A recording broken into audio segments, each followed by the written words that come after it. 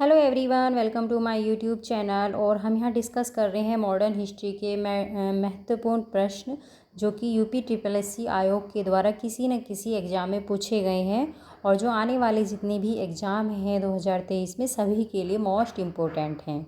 अभी जो 26 जून का वीडियो का एग्ज़ाम आ रहा है उसके लिए भी मोस्ट इम्पोर्टेंट सीरीज़ है। ठीक है, चलिए तो शुरू कर लेते हैं आज की क्लास। और फर्स्ट क्वेश्चन है, भारत संघ के संस्थापक कौन थे?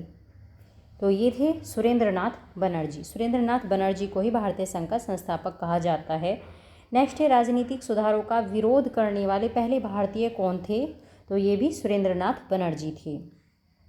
भारतीय राष्ट्रीय कांग्रेस की स्थापना कब हुई थी? 1885 में इसकी स्थापना हुई थी। और कौन थे भारतीय राष्ट्रीय कांग्रेस के संस्थापक? A.O. ह्यूम। ठीक है, इन्होंने 1885 में भारतीय राष्ट्रीय कांग्रेस की स्थापना की थी। नेक्स्ट है, भारतीय राष्ट्रीय कांग्रेस के प्रथम अधिवेशन में कितने प्रतिनिधियों ने भाग लिया था? तो कितने प्रतिनिधि थे? 72 प्रतिनिधि थे उस टाइम। कांग्रेस की स्थापना के समय भारत का वायसराय कौन था? ये भी ध्यान रखना है, लॉर्ड डफरिन। ठीक है, ये जितने भी क्वेश्चंस हैं ये एग्जाम में आ चुके हैं।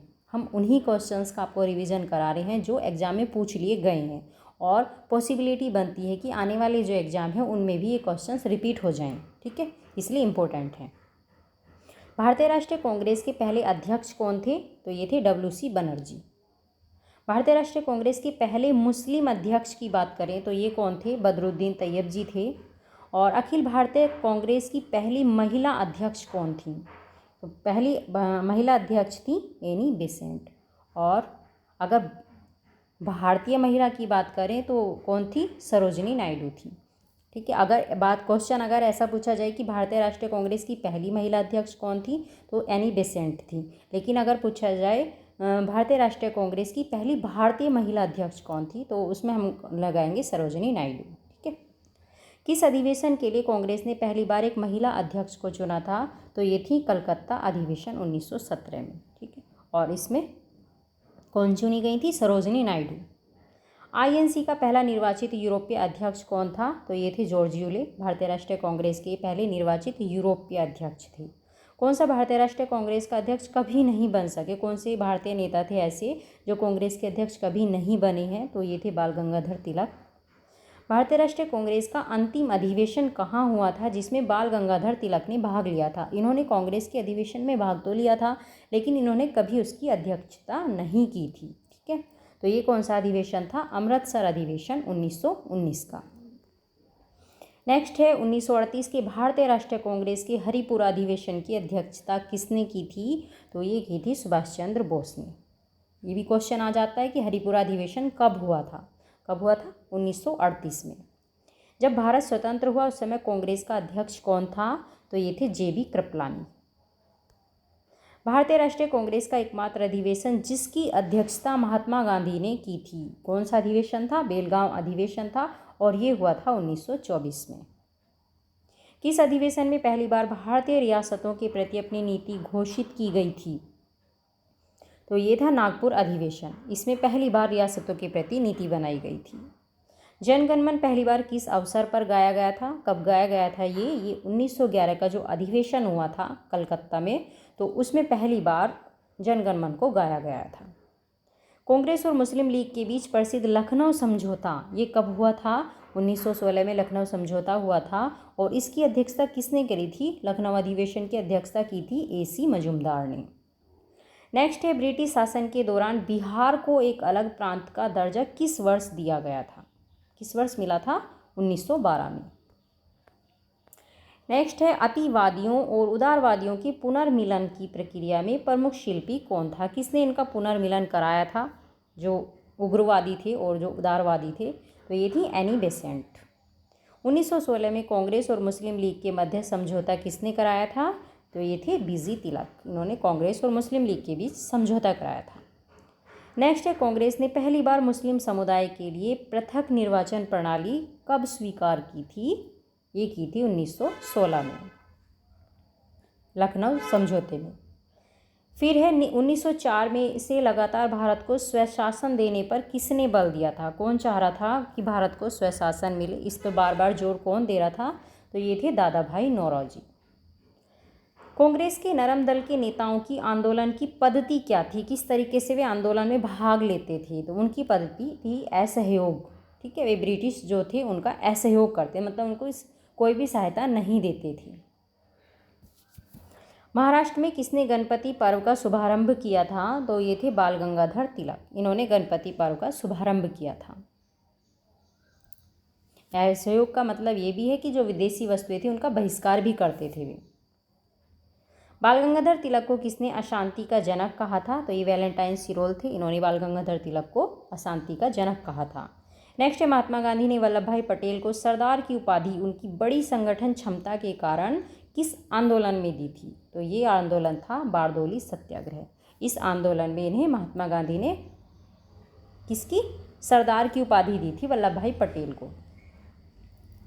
और बारदोली सत्याग्रह कब हुआ था? 1928 में। ठीक है, सन भी ध्यान रखना है। फिर है, महात्मा गांधी के साथ किस मुस्लिम नेता ने बाल गंगाधर की अर्थी उठाई थी? बाल गंगाधर की मृत्यु हो गई थी, तो किस मुस्लिम नेता ने महात्मा गांधी के साथ उनकी अर्थी उठाई थी? तो ये थे शौकत अली। लाला लाजपत राय का राजनीतिक गुरु कौन था? तो ये राजनीतिक गुरु थे इनकी मैज़नी। शेरे पंजाब के नाम से किसको जाना जाता है? लाला लाजपत राय को शेरे पंजाब कहा जाता है। भारतीय राष्ट्रीय कांग्रेस को किसने भीख मांगने वाली संस्था कहा था? तो ये ऐसा कहने वाले थे बीजी तिलक। इन्होंने ही कहा था। बंगाल का विभाजन कब हुआ था? 16 अक्टूबर 1905 को लॉर्ड कर्जन ने बंगाल का विभाजन कर दिया था। इसकी डेट भी इम्पोर्टेंट है, सन तो इम्पोर्टेंट है लेकिन डेट भी इम्पोर्टेंट है। नेक्स्ट है, बंग भंग विरोधी आंदोलन का प्रारंभ किस तिथि से हुआ था? जो बंगाल का विभाजन हुआ था उसके विरोध में ये आंदोलन चला था, बंग भंग विरोध आंदोलन। तो ये कौन सी तिथि से शुरू हो गया था? ये हुआ था 7 अगस्त 1905 को। बंगाल के विभाजन के विरोध में हुए आंदोलन का नेतृत्व किसने किया था? तो ये किया था सुरेंद्रनाथ बनर्जी ने। बंगाल में ब्रिटेन की वस्तुओं के बहिष्कार का सुझाव सबसे पहले किसने दिया था? तो ये थे कृष्ण कुमार मित्र। इन्होंने कहा था कि जो विदेशी वस्तुएं हैं उनका बहिष्कार करो। स्वदेशी और बहिष्कार पहली बार किस घटना के दौरान संघर्ष की विधि के रूप में अपनाए गए थे? बंगाल विभाजन के विरुद्ध आंदोलन में पहली बार स्वदेशी और बहिष्कार का प्रयोग किया गया था। बंगाल विभाजन कब समाप्त हुआ था? तो ये हुआ था 1911 में। जो जॉर्ज पंचम थे उनके शाही दरबार में आए हुए थे, तब उनका आगमन हुआ था। उसी टाइम पे फिर बंगाल विभाजन को समाप्त कर दिया गया था। मद्रास में स्वदेशी आंदोलन का नेतृत्व किसने किया था?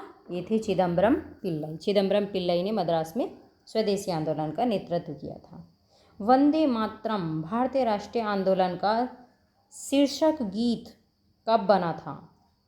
तो ये बना था स्वदेशी आंदोलन में। ठीक है, ये इस आंदोलन में राष्ट्रीय आंदोलन का स्वदेशी गीत बना था, वंदे मातरम। फिर है नेक्स्ट, भारत की प्राचीन परंपराओं को पुनर्जीवित करने के लिए Indian society of oriental art की स्थापना किसने की थी? ये थे अवनींद्रनाथ टैगोर। इन्होंने किसकी स्थापना की थी? Indian society of oriental art की। नेक्स्ट है, ब्रिटिश पत्रकार H.W. नेविंसन, ये किससे जुड़े थे? स्वदेशी आंदोलन से। कांग्रेस के मंच से भारतीय राष्ट्रीय कांग्रेस के किस अधिवेशन में पहली बार स्वराज शब्द का प्रयोग किया गया था? तो ये था बनारस अधिवेशन 1905 में हुआ था, और यहाँ से ही सबसे पहले स्वराज शब्द को व्यक्त किया गया था। नेक्स्ट है, 1906 में कलकत्ता अधिवेशन की अध्यक्षता किसने की थी? ये थे दादा भाई नौरोजी। इन्होंने कलकत्ता अधिवेशन की अध्यक्षता की थी 1906 में। स्वराज शब्द का प्रयोग सबसे पहले किसने किया था? तो ये थे Dayanand Saraswati. Grand old man of India किसको कहा जाता है? दादा भाई नौरोजी को। फेमस है ना, इसी नाम से फेमस थे।